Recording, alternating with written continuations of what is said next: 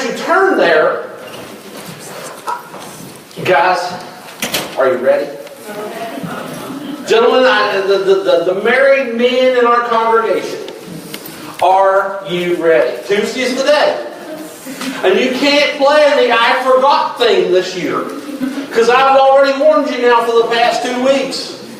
Tuesday is the day. Are you ready? Have you gotten something for your Valentine? Well, I'm afraid that some of you have not. So I want to help.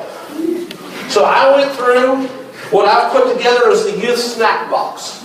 And I dug out some things just to help you so that you can be ready. And I've even come up with little sayings so that you can know. All you have to do is just write it out on a Post-it note, stick it to it, and you can say, here, this is from me to you, heartfelt. Number 1, I got a box of Cracker Jacks. And all you have to do, you just say, to my love, there's a little prize in every pack. And so if that works, I'm just going to leave these up here. Guys, you can be not unanimous or anonymous. That's what I'm looking for. After we're finished, you just come up and get one. She'll never know it came from me. Another thing I come up with, popcorn ball. Now this is a little old. It was that Halloween time, but that's okay. It's still good. And here's your slogan for it. May be a little corny, but I want you to be my Valentine. So there you go. You can come up with that. Now another one I come up with, I got a thing of honey roasted peanuts. And maybe you think that's the thing for your sweetie. And this is a simple, you could have thought of yourself. Honey, I'm nuts about you. So there you go, there's that. Yeah, now this one I kind of like. If I even have to explain this one to you, then you need a little help. But just in case you forgot and maybe you're one of the last ones to get up here to get something, you say, I want you to be my sugar baby. There you go. Now this one I think was probably my favorite. I found this. It was clear at the bottom of the box. I pulled it out. This is goldfish crackers. And guys, I had to think really hard before I could come up with a slogan for this one. But I got one for you. Baby, I love you almost as much as fishing. And then the last one I come up with, because I thought, okay, there's probably more than 5 guys that's going to need a little help this morning. And I try, everybody needs to get something different. And I want to come up with one more thing. And here's what you do. You take this one, and you give it to her the day after Thanksgiving. Thanksgiving. Valentine's Day. The day after Valentine's Day. And you say, baby, I didn't forget. But since I'm always late, I just wanted you to know I'm like the old cow's tail. I'm always dragging behind. So if you need help, these are for you. But you cannot play the I forget game. Valentine's Day is Tuesday, and gentlemen, you had better be ready. I have a serious question for you now. Those of you who are married, before you got married, did anybody ever tell you it was going to be this hard? I mean, did anybody sit down with you and say, hey, you're fixing to get married, and I want you to know it is going to be tough. I want folks say things like, congratulations. I'm so happy for you. But after we've been married a few years, we get to thinking, I know what they were thinking in the back of our mind. They're thinking, he had no idea what he was doing. He has no clue what he's getting into. She just wasn't thinking at all. Because marriage is hard. And we know why it's hard. If you have to ask why it's hard, then you're not married. Because the reason it's so hard is the opposite sex is different from us. And we have to relate to someone completely different from us. They talk different. They walk different. They act different. They smell different. They think different. And they have a different logic to things. Let me give you an example. Last week I was showing you what Hebrew wisdom poetry was. And I showed you one of the verses from chapter 4, Song of Solomon, verse 2. And it's where it says, honey, your hair is like the goats coming down from Mount Gilead. And I dared you, as gentlemen, to go home and at night as you lay in bed and you're whispering that sweet nothing in her ear, to look at her and say, baby, your hair is like a goat coming off the mountain. Now, you want to know the sad part? Some of you did it.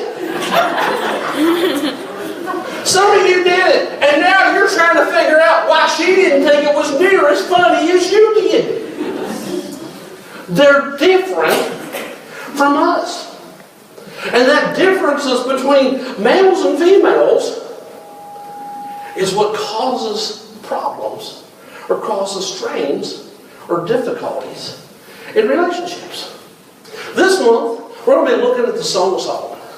And we want to go through that, and we want to look at some things because I want to help you from the Word of God to have lasting relationships. I want marriages to last till death is apart. I want the relationships that we have with the opposite sex to be as wonderful and as glorious as God intends it. Now, throughout this series, I have three purposes. And three things. You're going to hear this every week. Three things I want to see accomplished. Number one, I want to help our singles to be attracted to the right people. I think it's important for our singles to be attracted to the right people. So how many singles do we have here this morning? Everybody does none of this. You're either single or you're not. It's not a halfway. If you're single, you raise your hand really, really high. Everybody that's single, raise your hand really. Now I want you to do something. I want y'all to look around. Keep your hands up. I want you to look around. This may be helpful down the road. Everybody who does not have their hand up, they're not available. If they didn't have their hand up, that means they're married. They are off the market. They are not to be attracted to you and you to them. So only those with their hand up. You can try on some of you guys. Some of the guys up here, they look like a wave going on. You know, when I said look around, I had one who was trying to stand up, but his friend was holding him down. You know, one of our goals is I want to help singles. I want to help singles to be attracted to the right people. The second goal I have is I want to see our marriages strengthened. We see too many marriages today, not just marriages out in the world somewhere. Marriages in the church fall apart. I want us to be able to look to God's Word, and I want us to see our marriages strengthened. And the third thing, and I think this is the most important, I want us to glorify God in our relationships. So from the Word of God, I want us to see and know that our relationships are glorifying God. So last week we began this process, and we started through, it starts with an attraction. An attraction leads to a date. A date could lead to marriage. Marriage could lead to intimacy. Intimacy could lead to, well, we all know sometimes the intimacy wears off. So we're going to look at resolving when the intimacy wears off. And it's a progression. And last week we started out by looking at our relationships. And we saw some very important things from our relationships. One of the things we saw from the Song of Solomon is ladies want guys who are sweet. They want guys who are going to say nice things to them and about them. They want guys, remember guys, this is the only last reminder I'm going to get you. They want guys who's going to bring them something on Valentine's Day. Thank you. They want sweet. But we also realize that a guy has to be more than sweet. Because, honey, if his only quality is sweet, he's going to be sweet from here to there to over there to down yonder. So we saw the second quality. She wants a guy with a good reputation. Before she starts to form a relationship, she's going to check this guy out. She's going to see what's on his Facebook page. She's going to see his Snapchat comments. She's going to see what kind of person this is to see if this is even somebody that she should form a relationship with. She's going to see what's his reputation. But then we looked at the guys and what guys want. And one of the things we saw was the guy wants a girl who's a hard worker. He don't want no lazy bum. You know, nowhere in Scripture do we find that God set man up to marry a cat potato. He wants somebody that's hard. Remember his lover says, oh, honey, don't look at me. I've been out working in the sun and I'm all sun-scorched. He wants a girl who's a hard worker. And you remember why she was out in the sun? She was doing things for other people. She was working for her family. So the second thing is a man desires a wife that's submissive. That doesn't mean she's a slave. That means she's willing to put somebody else before herself. We also saw that relationships can't be secretive. They can't be something that you hide. It can't be something that's put in a box nobody knows about. Relationships have to be out in the open. But the last thing we saw was we're attracted to those who are like us. So when we take a good look at those that we're attracted to, and we think that's not exactly what God would want me to be attracted to, then that means we need to change something inside of us. If we're attracted to some scumbucket somewhere, and that's who we're playing, we're not going to change them. We need to look at who are we attracted to and see what needs to change in us. So we started with relationships, but now I want us to take that relationship a little bit deeper. I want us to go a little bit further with that relationship. I want us to take that relationship and let's take it to a date. Now that relationships begin to grow, and that guy asks that girl out, and young ladies, that's the way it needs to be. If he's not willing to ask you out in person, face to face, just say no. You're not in first grade anymore. You don't go and say, would you go ask such and such to ask such and such to tell her cousin, to tell her friend, to tell the person that sits beside her in the math class to see if she likes me, check yes or no. If he's not willing to ask you out in face to face, in person, you just say no from the start. But we're going to take that relationship a little farther to where it's now time for the date. What does God's Word say about the date? What are we going to do? We're going back into the Song of Solomon, and I want to remind you as we go there, we're going to look at it a little different this month. Normally about this time, I'd ask you to stand and we'd read God's Word together. But I want us just to go through the verses, verse and verse, and I don't want you to look like popcorn back there. So you're just going to stay seated, and we're going to go in through the verses. And as we do, keep in mind that this is not something that you take literally, the way it's worded. This is wisdom literature. This is poetry in the Hebrew language. So we have to look at it and we have to see what does it mean. I gave you an example last week from chapter 4, verse 2. I'll give you another example of that.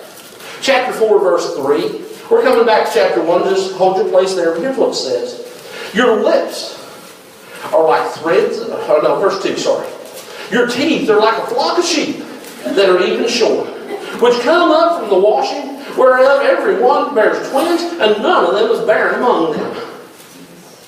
Now, when you look at that, and you're struggling with what that means, and you're that guy who come Tuesday didn't get his wife anything, then I just want you tonight, right after you've confessed that you didn't get her anything for Valentine's Day, I just want you to look at her and go, baby, sweetheart, love of my life, your teeth are like sheep. All shorn through the wash. They're even and not all of them's there. Because that's what it's saying. And just see where that gets you on Valentine's Day. We can't take it literally. We have to look at the figurative language of Hebrew poetry. So let's go back into verse 7. That's where we left off. And we're going to look at some important things from the Song of Solomon. And here's what I want us to see. I want us to see that dating is not mating. Dating is not mating. Let's start at verse 7. Song of Solomon, chapter 1, verse 7. Tell me, O thou whom my soul lovest, where thou feedest, where thou makest thy flock to rest at noon. For why should I be as one that turneth aside from the flocks of thy champions, or your companions? Tell me, where do you feed your flocks? Where are you going to be? Where am I going to find you? And when I come to you, I'm not going to be like the veiled women. I'm going to come to you. And what she's saying is our relationship is going to be out in the open. So as we look at it, I want us to see some important things. And from these passages, or these verses, we're going to see three things today. And the first one we're going to see, we've already said, number one is dating is not mating. We've got that all messed up in society. And we need to know that mating goes with marriage. She says, I'm coming to you with my veil off. Because you see, what would happen was, when they would come toward the end of the day and they get ready to put their flocks together for the night, along would come all these women with the veils on. Or sometimes when they stopped for lunch, along would come all these women with the veils on their faces. And these shepherds, they would look at these women, and they've been out with the sheep far too long. And they'd use these women with the veils on like prostitutes. And here his lover is saying, honey, you tell me where you're going to be, and I'm coming to you. Everything's going to be out in the open. I'm going to have my veil off. Everybody's going to know I'm your girl and you're my man. Our relationship isn't going to be anything in secret. It's going to come along, and everybody is going to know what's going on. When she's looking at it, when we see that, we need to know that mating goes with marriage. Mating goes with marriage. I hear folks say, well, I want to try the pants on before I buy them. Well, you're not buying pants. You're talking about a lifelong relationship. Marriage isn't just about the sex. I know. There's going to be folks at some point in time that's going to hear me say that, and they're going to be totally shocked because they thought it was. And we're going to look at it and we're going to say, well, if it's not about the sex, what it's about? It's about building a relationship. Marriage is about communication. It's about, sex is one of the benefits of marriage. But it's about building that relationship and bringing that closeness or that oneness. You know what Scripture says? And the two shall be one flesh. Bringing that oneness into the relationship. Mating is part of that. The sex is part of that brings that oneness, that closeness into the relationship. But our world has gotten that out of order. Instead of having the mating with marriage, we've somehow got to the place where we think that needs to be part of the dating. Last Friday night we had our Valentine's banquet up the road here. I think we had 26 people there or something like that. Had a great time. And we all ate till we couldn't hold anymore, and some of them we just didn't know they could hold that much. But we had some games and did some things together. And I had a game that was kind of, I called it the Mr. and Mrs. game. And I went online and found it. But I'll tell you, when I found that game, it had 30 questions to it. I had to make up 2 questions just to get to 15 after I eliminated the questions that I wasn't about to ask in church group. But I want to tell you what one of those questions I eliminated from that game was. As I read through, one of the questions was, how many dates did you go on before you had sex? How many dates did you go? Well, it was like, on what date did you have sex? And it was kind of like, in this game it was given that somewhere along the dating process, the mating would take place. But that's not what God's Word tells us. And that's not what God honors. The mating goes with marriage. And as I looked at that, and I looked at that question, and I'm sitting here in my office, and I'm putting this together, and I thought, on what date did you have sex? And I realized I could answer that. May 29th, 1993. That was my date. You know how I know that? That was my wedding night. Society has taken something that God gives us and makes wonderful and made it part of dating. And we need to realize that mating goes with marriage, not with dating. Because when we make it part of dating, then we start... Then all of a sudden that date dissolves. We leave folks feeling worthless, used, feeling alone in life. Mating goes with marriage. So, okay, society tells us otherwise, so how do I do that? How do you know that that's the case? We have to realize the second thing about dating. And that's realize that dating is more than a physical attraction. It's more than just looking at somebody and going, oh, she looks good. I think I want to date her. She's the prettiest girl I know. She's got legs. She's got muscles. Whatever you're she's got. I think I want to date her. A lot of times we think of dating as physical. She'd look good riding in my truck. She looked good on my arm. Everybody at school would say, hey, He's got to keep her there. So we begin to think it's all about just the physical. But you know what? Dating is more than just physical. It doesn't just form a physical attraction. Dating also forms an emotional bond. Boys, I want to tell you something. If you want to have something in the showroom, you better make sure she got something in the stock room too. Because the physical beauty, one day it's going to go away.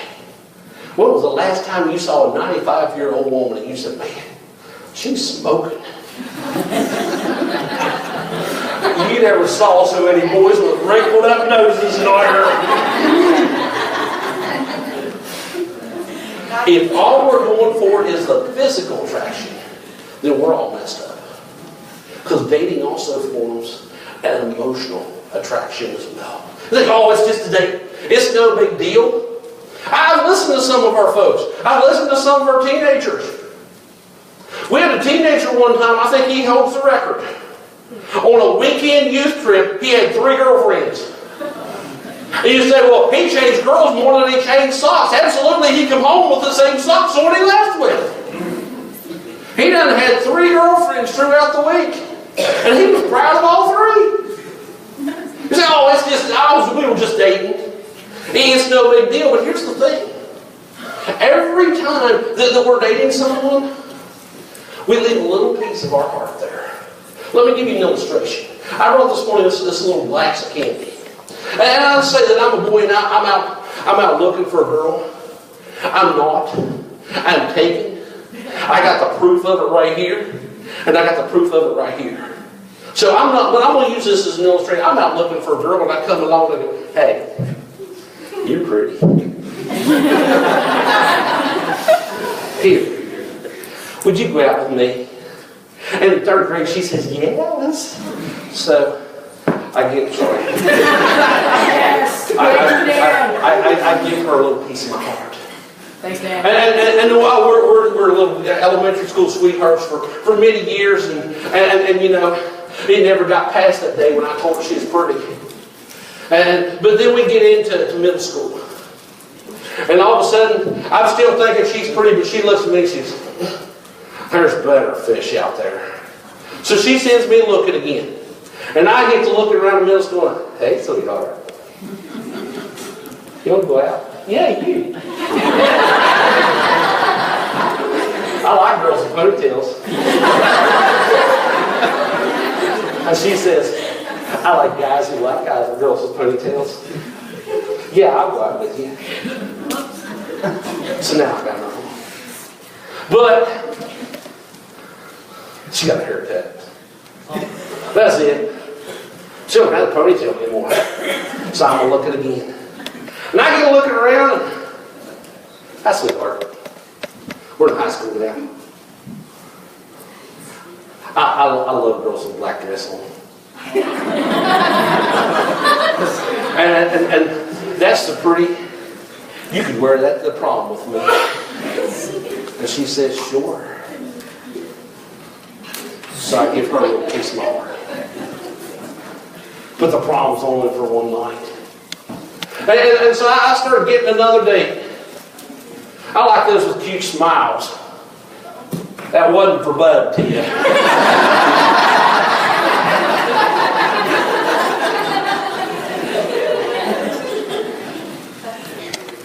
And you know how the day goes.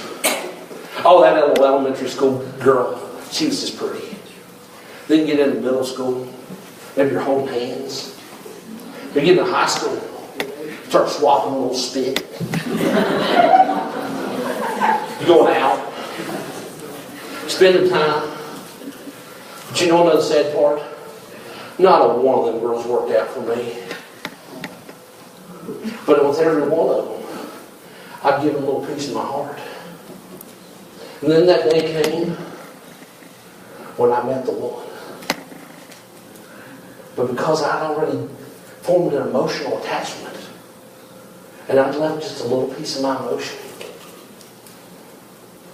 when I gave her my all, it no longer was my all. There wasn't anything left, or not as much as there should have been. Dating isn't just a physical attraction. Dating also forms an emotional bond.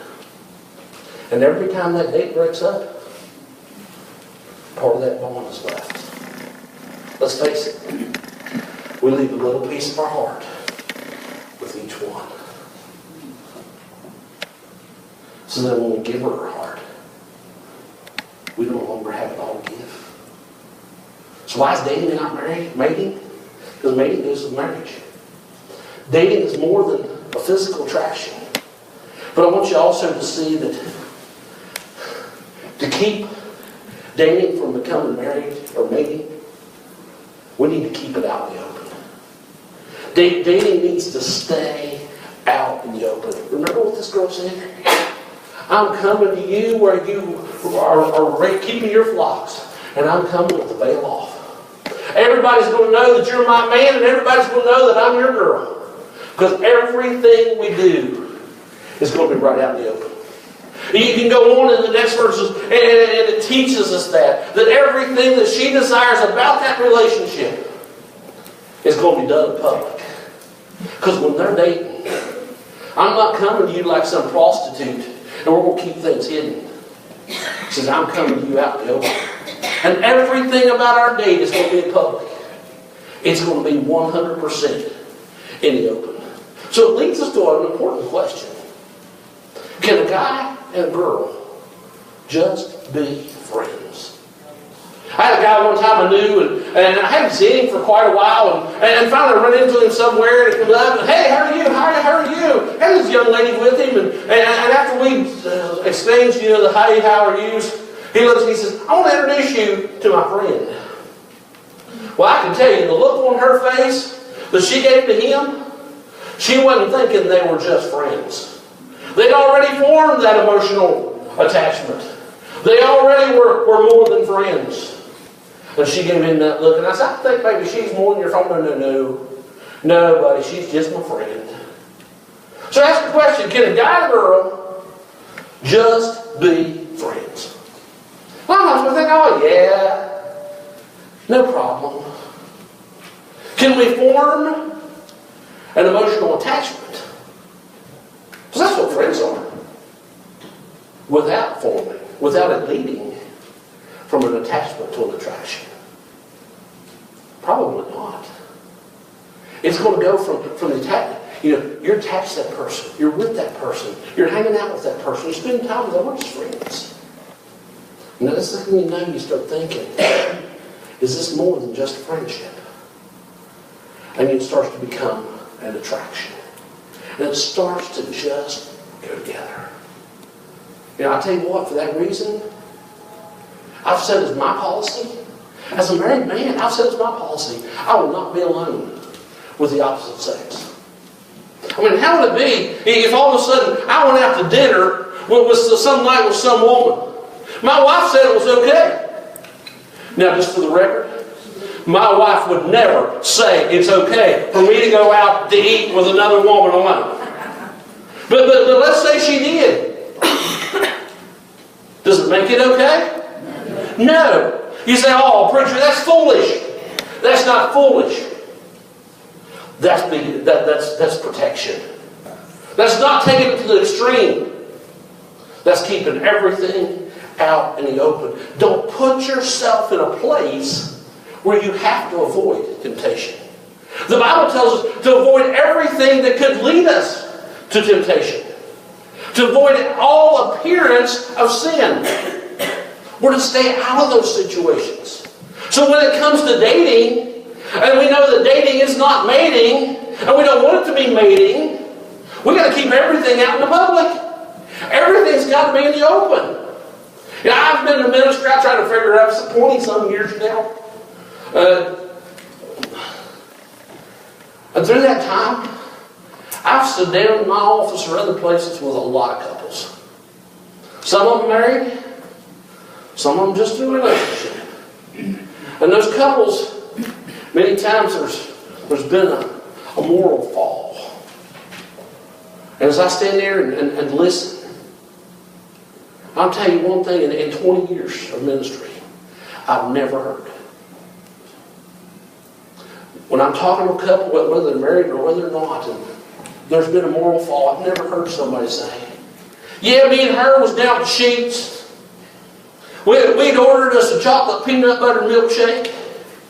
I looked at her. She looked at me.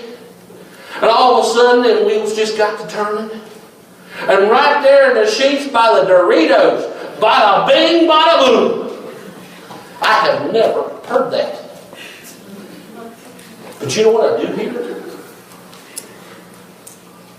I do hear we were all alone. The parents were in the other room.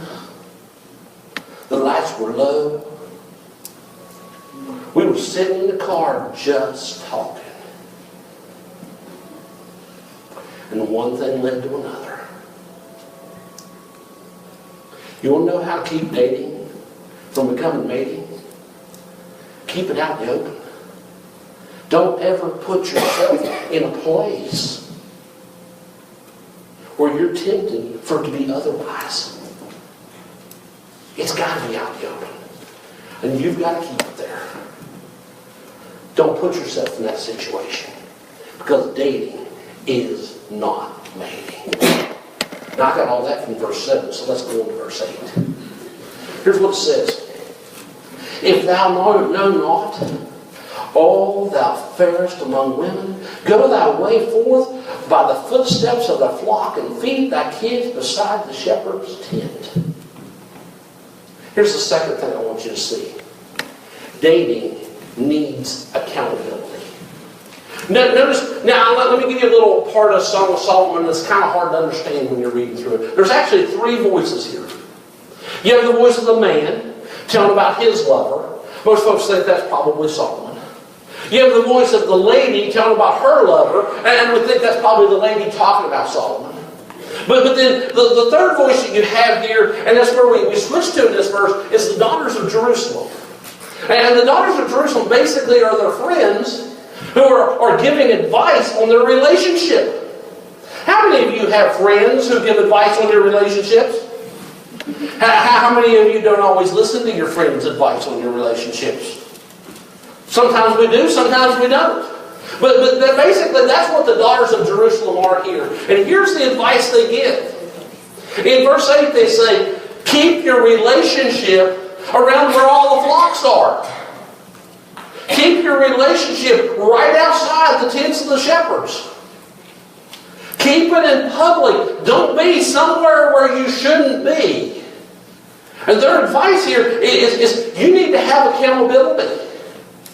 You need to have other folks who see where you're at, who know where you're at, who can verify what you're not doing. You need to have that accountability. Dating needs that accountability.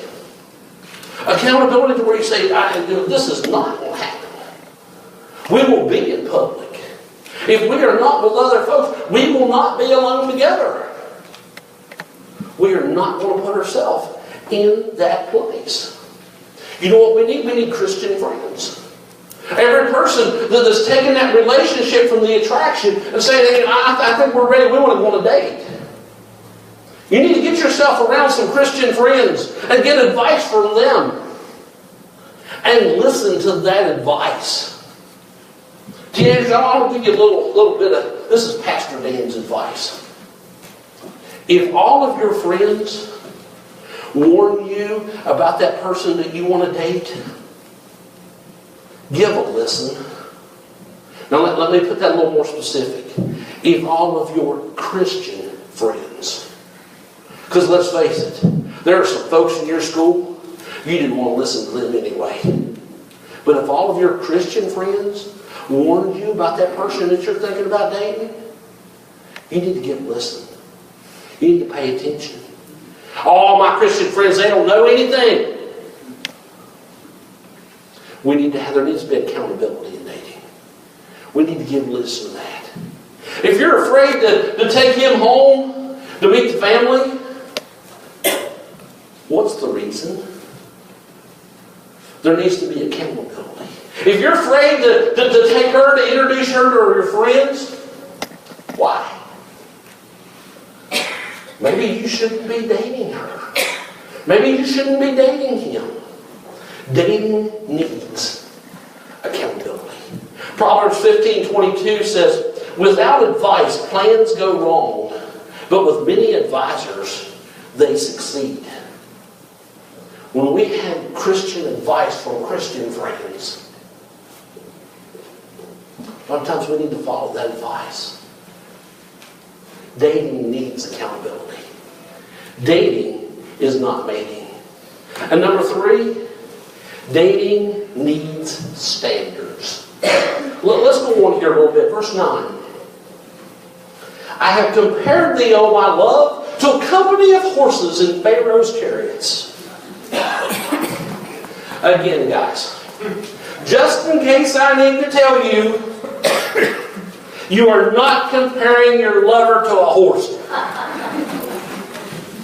But in a way he is. Because what he's doing, he's comparing her to the horses that pull Pharaoh's chariots. He's not calling her a horse. He's not calling her an old nag. He's saying she's beautiful. He's saying she's elegant.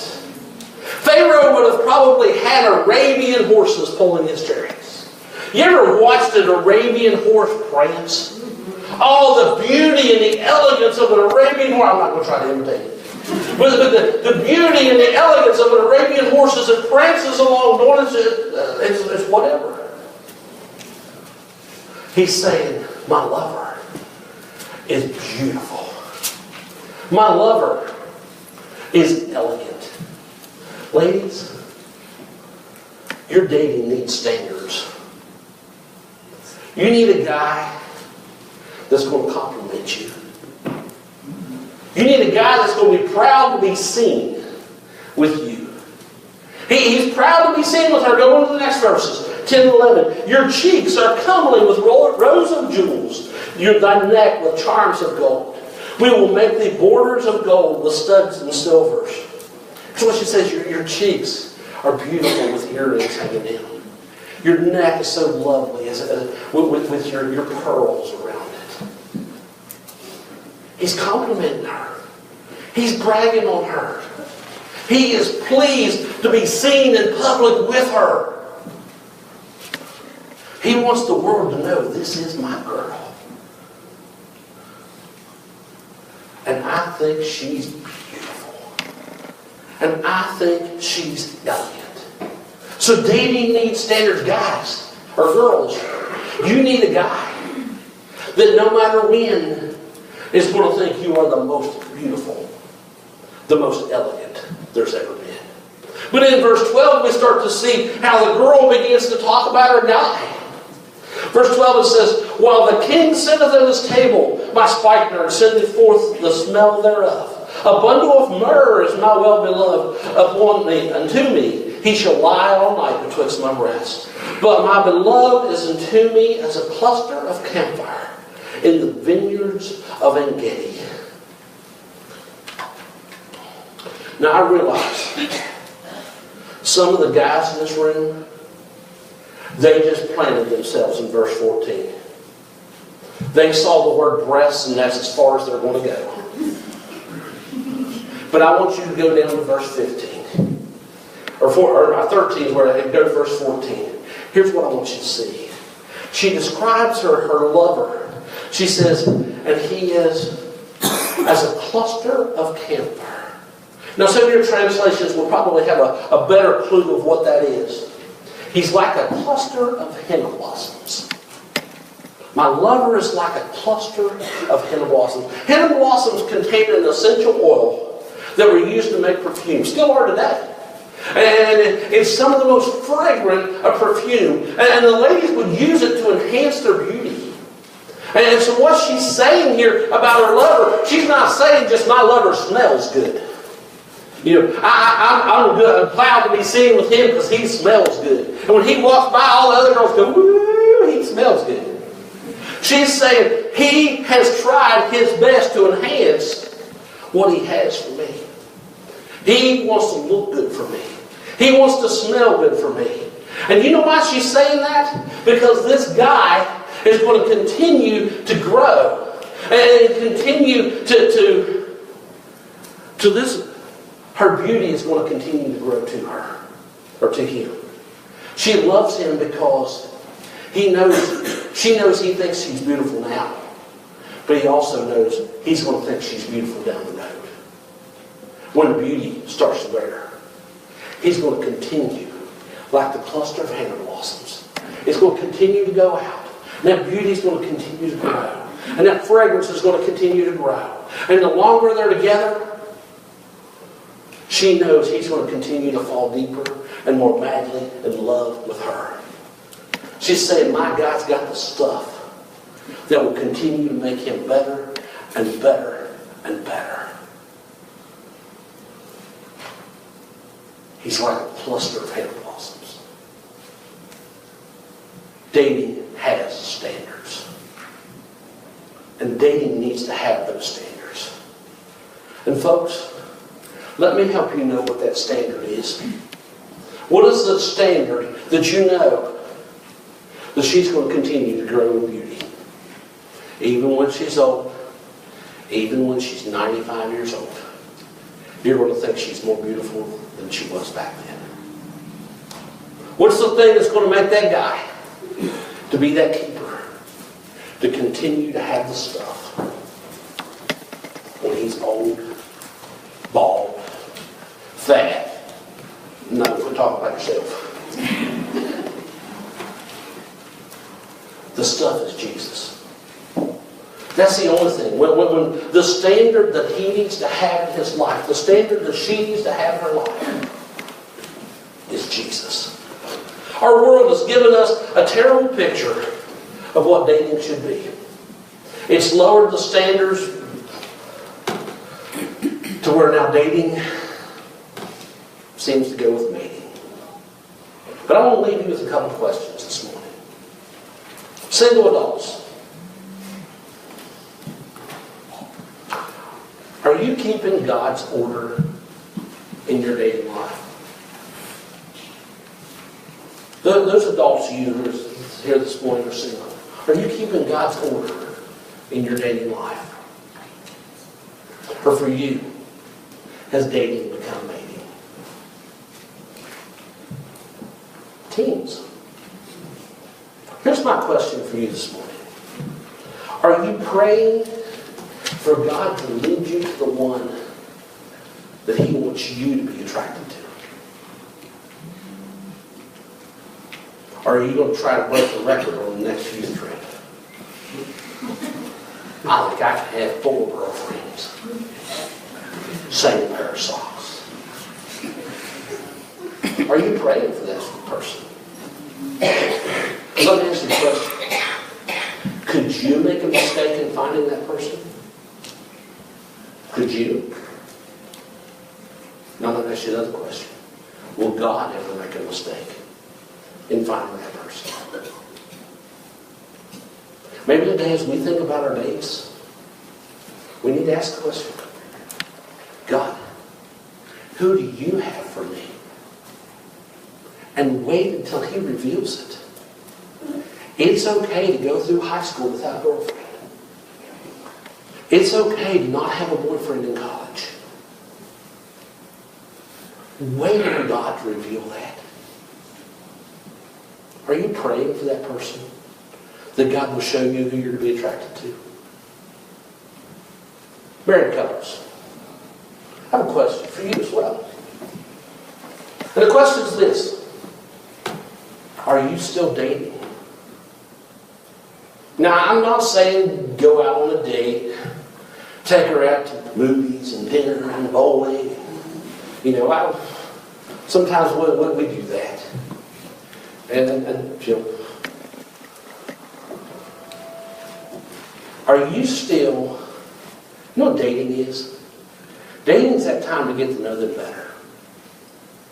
Are you still doing things to get to know them better? To sit back. Communication. Now you're married. You're allowed to be alone. Sometimes it might just be when you pull into the front of the house And you tell all the kids to get out.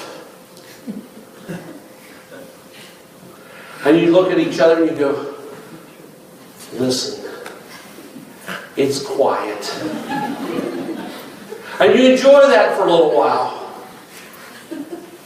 And then in the quiet, you sit there in the car because the kids all went in the house. And you just talk.